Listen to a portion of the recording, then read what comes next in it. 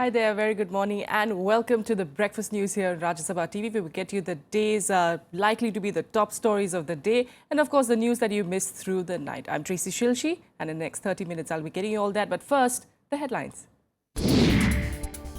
Pakistan Prime Minister blames India for the arms build-up, says this is compelling Islamabad to take countermeasure to preserve credible deterrence.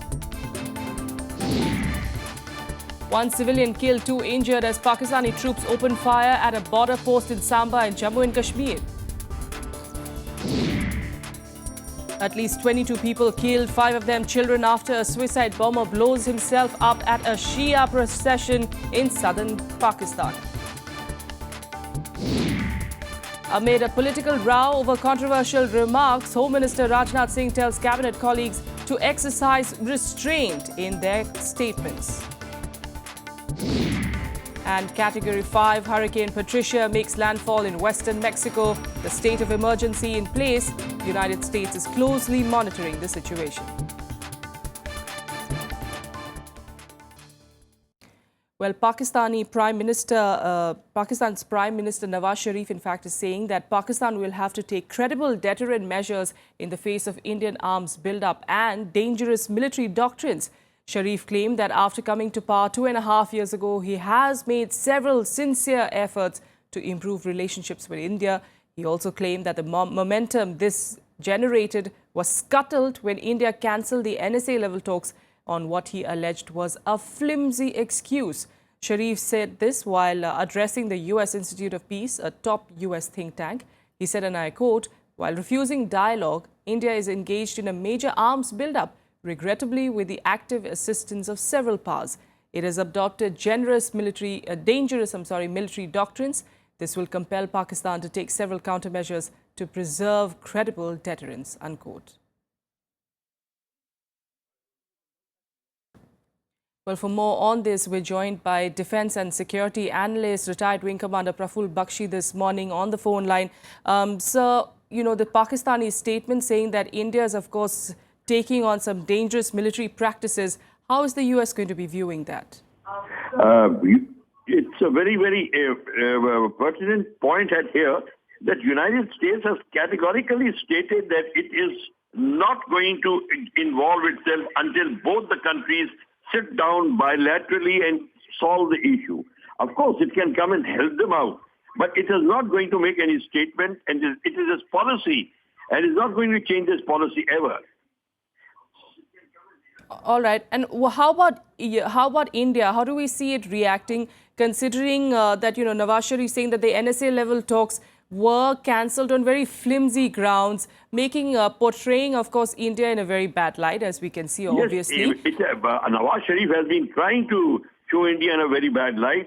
It has not only been trying to show India in a bad light, it has been also trying to make threatening statements like it will use tactical nuclear weapons. It will resort to that.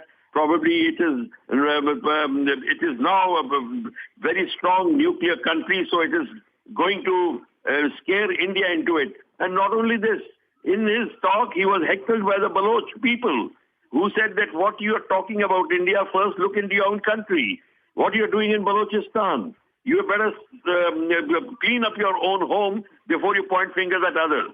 Now, it teaches India also a little lesson that why have we waited so long to happen with the Balochistan thing is there, and we have not even brought out the POK issue ever, only very recently. Our foreign policy somewhere down the line has been waiting for this to happen. I don't understand that. All right. So are you saying that India has been approaching a soft, approaching this issue in a soft manner, not really bringing up Pakistan and the problems that it's been facing when, of course, Modi meets these world leaders, especially US President Barack Obama. But Pakistan's, of course, going strong, taking on the issues that it is really concerned with, whether it's Kashmir or whether it's, the Cold Start Doctrine, which, of course, they claim India is, of course, adopting now. You understand it very well from 1989 onwards. Yes, sir. It has been from 1989 onwards, you have noticed that how Pakistan changed its stand, it became aggressive. we always were on a reaction. We always were apologetic. We were trying to make up and speak. But otherwise, we were not taking any firm action because our thinking was not firm. You know, the United Nations document which was signed in 48, brought out by India, that was in our favor also. And later on, the POK issue was in our favor. We never brought it out. The Baloch issue, we never exploited. The number of issues which could have actually put Pakistan on, taken back them 3 to 4 steps. We never even exploited that. Now the chance has come. The present government has changed its stand. I mean, it's quite visible. Pakistan is now finding it difficult. America has now come out more clearly. Though, of course, America has not stopped aiding Pakistan by F-16s, etc. and all. That will continue. But the question is, the stand of America is absolutely clear. Stand of India should be absolutely clear. Yes. Stand of Baloch is absolutely clear. The whole field is lying in favor of India. Absolutely. Let's eventually, of course, wait and see what kind of statements come in from India at this point of time. But thank you so much, Vinka Bakshi, for joining us this morning, taking us through this story, of course. And like you were pointing out, Nawaz Sharif, in fact, was heckled during his speech in Washington. A protester disrupted him by shouting slogans in support of freedom for the Pakistani province of Balochistan. A man in the audience at the U.S. Institute of Peace stood up and shouted, "Free Balochistan," and accused the Pakistani Prime Minister of being friends with the late Al-Qaeda leader Osama bin Laden. Sharif looked up and paused briefly as the man was led away, but did not make any comment on that interruption. Separatists have been waging a low-intensity insurgency in Balochistan for decades now, demanding an end to what they see as the exploitation of their gas and mineral resources by people from richer, more powerful parts of Pakistan. Meanwhile, 1 civilian has been killed and 2 injured after Pakistan troops opened fire at a border post in Jammu and Kashmir. While the civilian was brought dead to the hospital in Samba region, the injured were referred to Jammu for better medical treatment. Deputy Chief Minister of Jammu and Kashmir, Nirmal Singh, said that Pakistan Rangers started unprovoked firing on the border security force post along the international border in Samba sector. The BSF retaliated to the firing, at least that's what reports are saying. The intensity of violence along the border has intensified since mid-August this year. They are being pushed in, and ultimately they are trying to create a situation where they can say that now everything is not all right in Jammu and Kashmir, but the actual position is there is peace in Jammu and Kashmir. These are only some stray incidents, and we are capable of tackling all these things. We are doing it. आज जैसे शाम को border पे firing हुई है, तो इसमें 3 लोग हॉस्पिटल में हमारे पास आए हैं। एक तो जिसमें बिल्कुल ब्रॉड डेड थे, उनको हमने शिफ्ट कर लिया यहाँ पे, सुबह उनका पोस्टमार्टम करके उनको घर भेज देंगे। और 2 को थोड़ी सी इंजरी आई है। एक की तो एक थे सरदार जी थे, उनकी राइट आर्म में बिल्कुल भी पल्सेस नहीं है, बीपी नहीं था, तो उनको हमने जम्मू भेजा है फॉर फर्दर मैनेजमेंट के लिए। और दूसरे उनको स्प्लिंटर इंजरी है राइट अपर चेस्ट में, तो उनको भी हमने जम्मू रेफ़र किया है फॉर फर्दर मैनेजमेंट के लिए। बाकी जो फर्स्ट एड है सारी हमने अपने हॉस्पिटल में दे दी है। उनको हमारा सारा स्टाफ ने हमने इकट्ठे होकर अभी फ्लूइड वगैरह जो भी उनको इनिशियली हम यहाँ पे अपने तौर पे कर सकते थे वो हमने कर दिया है। It is very unfortunate that Pakistan continues to target civilians when this is against the Geneva Convention. You do not target each other, civilians or children or women, etc., or even the elders. But Pakistan, despite all condemnation from India and elsewhere in the world, continues to persist with this. I can also assure the nation that the retaliation by the Indian BSF must have been very strong and very punitive. The government has decided that every time Pakistan does a thing like this, the punishment must be severe, so that he realizes that it is no longer a win-win game or a one-sided game for Pakistan. Meanwhile, in Pakistan, at least 22 people were killed, 5 of them children, when a suicide bomber blew himself up in a procession of Shiite Muslims in southern part of the country on Friday. 20 others were wounded in the explosion, which took place as a crowd of Shia men and women were marching on the streets of Jacobabad. It is the second attack in as many days targeting celebrations of the Shia holiday on Ashura in Pakistan. On Thursday, a suicide bomber killed 10 people at a mosque in Balochistan province. The Sunni Muslim militant group Lashkar-e-Jhangvi had claimed responsibility for that attack. No group, however, has said that it carried out Friday's bombing. The violence came despite extra security measures in the run-up to Ashura today, when Shia Muslims hold massive rallies to mourn the death of Imam Hussein, a grandson of Prophet Muhammad.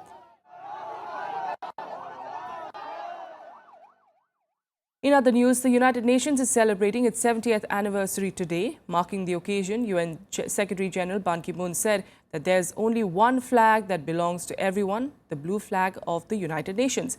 He stressed that the UN remains a beacon for all humanity.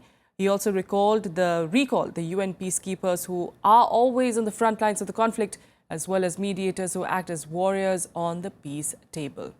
Meanwhile, in India, the UN flag has been hoisted along with the national tricolour in all government buildings as part of the government's UN Day celebrations. In other news, Union Minister General VK Singh's controversial remark over Dalit killings in Haryana has now turned into a full-blown political war between the ruling BJP and the opposition. While the Congress, BSP and other parties have sought VK Singh's dismissal and blame BJP for these incidents, the ruling party is busy with damage control measures. However, Home Minister Rajnath Singh slammed both cabinet colleagues, VK Singh and Kiran Rijiju, for their recent controversial remarks. कि किसी समुदाय विशेष की इज्जत के अंदर कमी आई है या उनको ठेस पहुंची है तो मैं उसके लिए माफी मांगता हूं. This was General VK Singh's clarification on his controversial remarks on Dalit killings in Haryana in the past few days. But it may not be of much help to the beleaguered minister as opposition sought his dismissal after filing complaint against him. इसकी हमारी party कड़े शब्दों में निंदा करने के साथ-साथ इस मामले में इस मंत्री को तुरंत ही अपनी सरकार से बर्खास्त करके इनको फौरन ही जेल के सलाखों के अंदर भिजवाना चाहिए. दलितों का मसला है, उनकी भावनाएं आहत हुई इसका मसला है और कानून के मुताबिक हर आदमी बराबर है, चाहे वो हिंदुस्तान का नागरिक हो और चाहे वो देश का प्रधानमंत्री या देश के अंदर मंत्री हो. Even VK Singh's own party does not seem to be satisfied with the clarification. Adding further to his woes, the NCSC has sought a report from the Ghaziabad SSP. कोई भी स्टेटमेंट देते समय हम लोगों को ज़्यादा सजग रहने की आवश्यकता है और साथ ही इस बात का भी ध्यान रखा जाना चाहिए कि उसका गलत इंटरप्रिटेशन, उसकी गलत व्याख्या करने की कोई गुंजाइश शेष न बचे. जनरल वीके सिंह जी ने कल बयान दिया था और आज तक कोई कार्रवाई नहीं हुई है, इसीलिए आयोग ने हस्तक्षेप किया है, आयोग ने संज्ञान लिया है, नोटिस जारी किया है, उनसे जवाब मांगा है. Meanwhile, after one more incident of violence against Dalit community in the state, Haryana Chief Minister Manohar Lal Khattar has said these incidents should not be viewed as caste conflicts. Congress, however, has held the ruling party responsible for these incidents. वो स्वयं गए हैं थाने में, शिकायत लेकर के एक परिवार गया है. शिकायत जब गया है तो उस समय दूसरे को बुला करके उनका फैसला हो गया है और फैसला होने के बाद फिर वो वापस घर चले गए हैं. रात्रि को सुसाइड होता है. सुसाइड का पोस्टमार्टम रिपोर्ट अभी अनऑफिशियली तो जानकारी मिली, लेकिन ऑफिशियली उसकी रिपोर्ट आएगी. सुसाइड क्यों हुआ, किस कारण से हुआ, उन्होंने क्या एक्शन लिया अपने मंत्रियों के खिलाफ या दूसरे लोग हैं, इनकी ऑर्गेनाइजेशंस हैं जो आरक्षण के ही खिलाफ हैं, बाद में लीपापोती करने को कुछ भी करें. The incidents of violence against members of Dalit community, followed by controversial remarks from the leader of ruling BJP, have given enough ammunition to the opposition, which now says it will make this a national issue. Vishal Daya's report for Rajya Sabha Television. Meanwhile, facing unrelenting protests by writers, the Sadhguru Academy has finally broken its silence. The literary body has passed a resolution condemning the murder of Kannada writer M.M. Kalburgi. It has also expressed solidarity with the writers, urging them to take back the awards they have returned. Writers from across the country held a silent march in the national capital on Friday against rising intolerance in the backdrop of Kannada writer M.M. Kalburgi's killing. Dressed in black gags and armbands, writers and their supporters held a solidarity march to the Sadhguru Academy building. They also submitted a memorandum to the Sadhguru Academy demanding that it pass a resolution pledging to take stern steps to safeguard freedom of speech and right to dissent of the writers. Over the past few weeks, over 40 writers returned their Sadhguru Academy awards and stepped down from official academy positions to lodge protests. साहित्यकारों ने मांग की कि कालबुर्गी के हत्या के खिलाफ एक शोक सभा करे साहित्य अकादमी. वह अभी तक साहित्य अकादमी ने नहीं किया है और साहित्य अकादमी की आज एक आपात बैठक होने जा रही है, तो यही साहित्य अकादमी से मांग करने ये लेखक जा रहे हैं कि वह इस हत्या, साहित्यकारों के प्रति असहिष्णुता इत्यादि के खिलाफ एक शोक प्रस्ताव पारित करे और इसके खिलाफ स्टैंड ले। The Sahitya Academy held an emergency meeting on Friday where the literary body unanimously passed a resolution appealing to state governments and the centre to take steps to prevent such incidents. It has also requested the writers to take back their awards. समाज के विभिन्न समुदायों से भी विनम्र अनुरोध करती है कि जाति, धर्म, क्षेत्र और विचारधाराओं के आधार पर मतभेदों को अलग रखकर एकता और समरसता को बनाए रखें। It appealed to the writers to take back the awards, those who were returned, and also the members who were resigned to take back their resignation. The Academy's board meeting will be held in December, where it will discuss the situation arising out of writers returning their awards. The literary body also said that it has addressed writers' demand to condemn recent incidents of intolerance, including Dadri lynching. The government had earlier dismissed the literary protest, with Finance Minister Arun Jaitley terming them as manufactured paper rebellion. Bureau Report, Rajya Sabha TV. Without a quick break here, more news follows in a bit.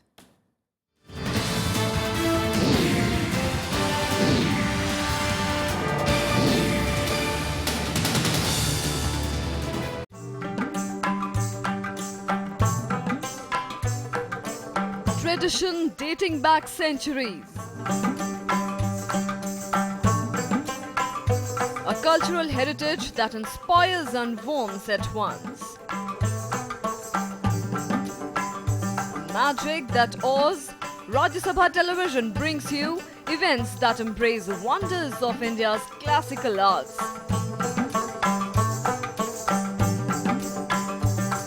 Conversations with the biggest names in the culture and music. Rajya Sabha Television, democracy at work.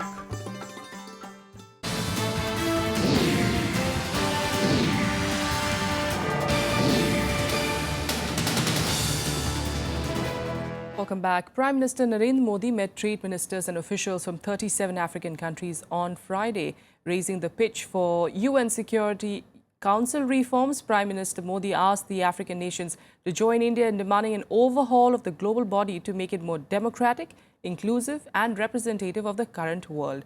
Modi also said that India's primary aim is to support its African partners in their efforts to accelerate the momentum of their development and to address key challenges of present times, including food, health and environmental security.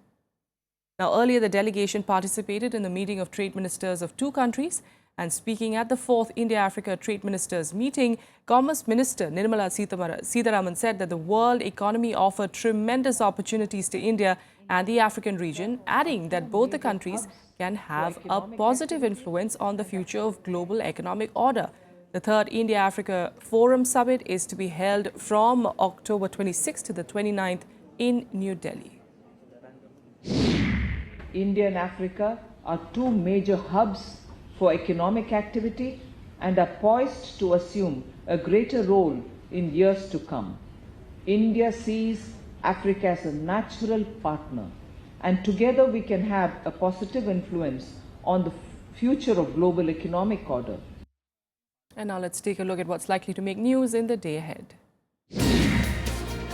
Delhi Chief Minister will visit Kotpura in Punjab's Faridkot district, which has been the nerve centre of protests over recent incidents of sacrilege and police firing in the state.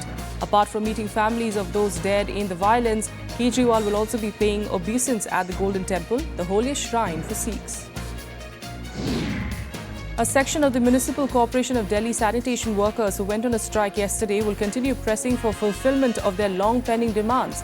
The striking sanitation workers of all the 3 MCDs have been demanding regularization of daily wages for working for over a decade, timely payment of salaries, arrears, cashless health cards and other long-pending demands. There are about 63,000 sanitation workers, including regular and daily wages. The Nepalese parliament will meet today to initiate the process of electing a new president to succeed incumbent Rambaran Yadav and to elect a new vice president. As per Article 297 of the Constitution, the election of heads of the country's constitutional bodies should be held within a month of commencement of the winter session of Parliament. Nepal already elected a new Prime Minister, Speaker and Deputy Speaker. A successful presidential candidate needs a minimum of 299 votes to win the race in the 598-member Parliament. In more international news, U.S. Secretary of State John Kerry will meet the Palestinian President Mahmoud Abbas in Amman today to discuss the recent flare-up in Israel-Palestine conflict. In fact, Abbas would brief Kerry about the current situation in the West Bank and East Jerusalem in the wake of the recent wave of violence. The two are also expected to discuss the outcome of Kerry's talks in Germany with the Israeli Prime Minister Benjamin Netanyahu. The visit comes as part of stepping off international efforts to quell nearly 3 weeks of violence in Israel and Palestine. The United Nations had on Thursday urged the two sides to take practical measures and prevent the situation from going further out of control.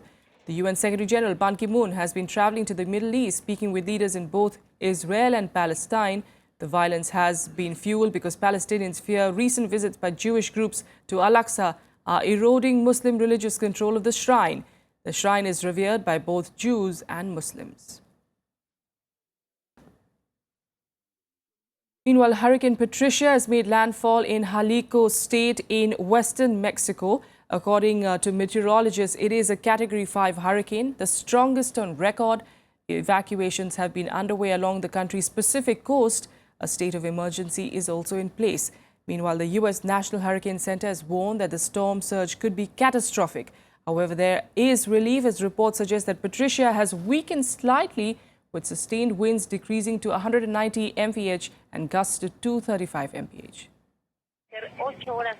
Patricia, a Category 5 hurricane, the strongest ever recorded in history, made landfall in Playa Perula in the state of Jalisco in Mexico. It hit the coast with winds of 265 kilometers per hour. A state of emergency has been declared in 3 states in Patricia's path. Debidamente involucrados, sensibilizados y muy activos ante este fenómeno de la naturaleza que estamos por enfrentar. Se ha instalado ya el Comité Nacional de Emergencias, que estoy en este momento encabezando ya. Thousands have already been evacuated and it is still underway. Many have sought shelter in makeshift camps. Airport in the state of Jalisco, along with 2 others in the path of the storm, remain closed. Storms are not unusual in Mexico, but Patricia is more powerful in its path because of the global weather phenomenon El Niño. Pues ahorita, de hecho, iba a comprar comida, pan, leche, veladoras, lo que nos sirva ya si se va la luz o algo. I'm just worried because, if we don't get out of here, and we drove into town to get out, which is not the direction we wanted to go. So if we don't make the flight, then we are riding it out here. The Obama administration is in constant touch with their Mexican counterparts. They are closely watching the development of the hurricane. They say the hurricane will bring torrential rain, could trigger flash floods and mudslides. It doesn't appear that Hurricane Patricia will make landfall in the United States. We are indeed closely monitoring the storm and are in close communication with the government of Mexico. The State Department and USAID would be the lead agencies for any international requests for assistance.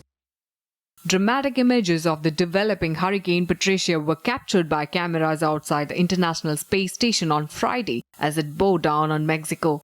The storm is comparable to Typhoon Haiyan, which took the lives of 6,300 people in Philippines in 2013.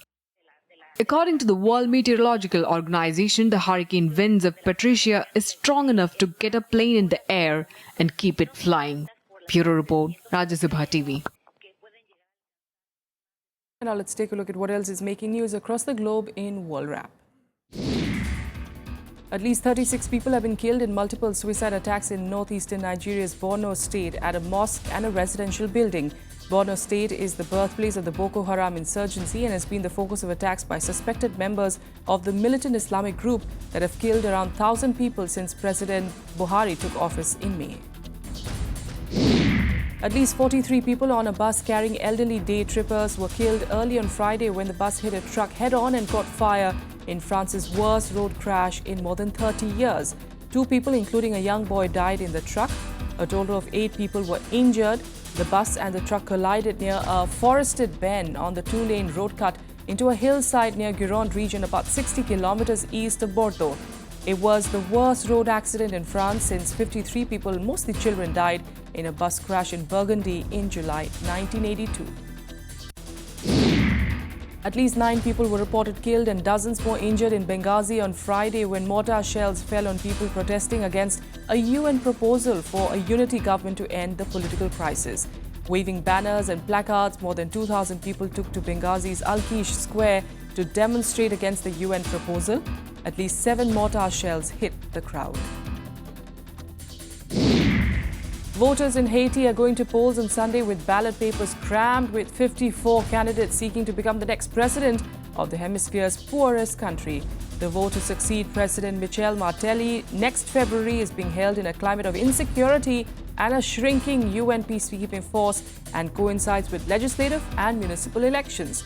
A parliamentary vote in August was marred by irregularities and violence. That election followed years of postponements.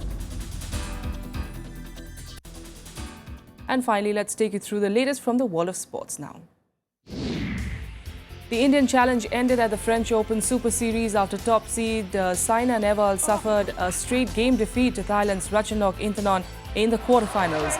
World number 2 Saina lost to 7-seeded 9-21, 15-21. Earlier, HS Pranoy, Ajay Jairam and the women's doubles pair of Jwala Gota and Ashwini Ponnappa lost in the second round. South African batsman Faf du Plessis was fined 15% of his match fee for showing dissent at an umpire's decision during the 4th ODI against India in Chennai. The incident happened during South Africa's run chase when du Plessis showed dissent by raising his right hand after being declared caught behind. Spanish top seed David Ferrer defeated Italian Fabio Fognini to reach the semi-finals of the Vienna Open. Ferrer beat the 8-seeded 6-4, 6-2. In the semis, he will meet Frenchman Gael Monfils, who beat Lucas Rosol in 3 sets. However, the 2nd-seeded Kevin Henderson was ousted by Steven Johnson of the US. The European governing body UEFA has fined England and Scotland for failing to control their fans during the recent Euro 2016 qualifiers. The English Football Association has been fined €15,000 over crowd disturbances in the 3-0 victory in Lithuania earlier this month, while the Scottish FA has been fined €20,000 after home fans invaded the pitch during the draw with Poland. And that's all we have for you on the Breakfast News. But of course, the news continues on Rajya Sabha TV. Do stay with us.